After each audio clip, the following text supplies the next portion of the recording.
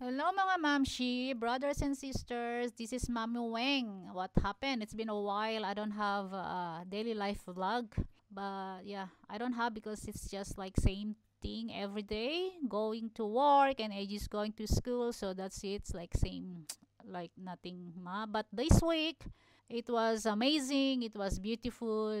And because last Sunday, we went to church and then yung church na napuntahan namin, bago lang ako sa church na yon, first time ko sa church na yon, meron pala silang retreat or may camping sila. Nag-stay sila doon ng 2 nights and 3 days and then pwede namang pumunta ng stop by lang. So, I went there like 2 nights.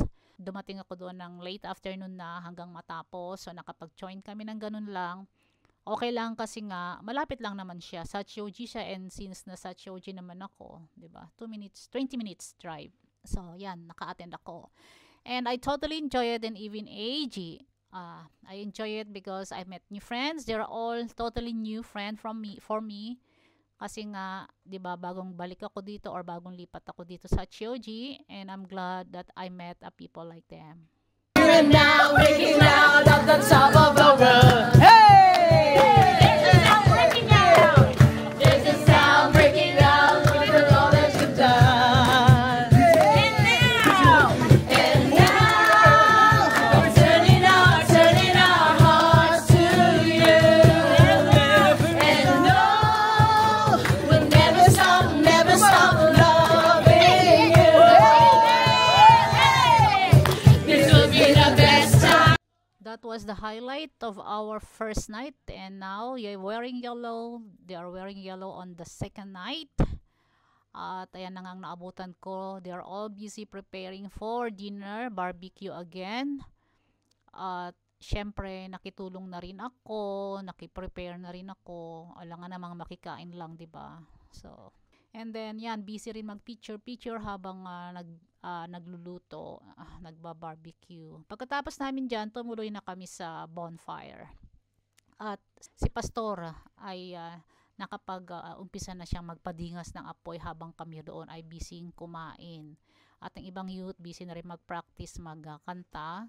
At ayan nga po si Pastora, siya ang opening ng aming na tayo po ay patuloy na puspusin ng banal na Espiritu Santo at wag po nating iisipin na tayo ay kokonti. Ang isipin po natin malaki yung Diyos na nasa ating harapan. At continue na tayo po ay bigyan ng ibang kalayaan pa muli ng ating Panginoon. Ano po? Kaya maraming salamat po sa Panginoon dahil alam ko ang Diyos ay patuloy na gumagawa at gumagawa. Ano po? Buksan lang po natin yung ating mga puso. Ano po? Yung ating kaluluwa, yung ating espiritu ay patuloy po na makipag-naig sa ating Panginoon sa gabing ito. Amen po ba? Kalimutan ang lahat ng mga alalahanin, kalimutan ang lahat ng mga problema, kalimutan po lahat, ang isipin po natin, malaki yung Diyos na pamapasa. Amen. Amen. Sa gabing ito. Amen.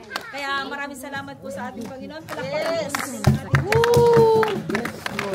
Sige po. Glory to God. Glory to God. Hallelujah. Thank you, Jesus. Hallelujah.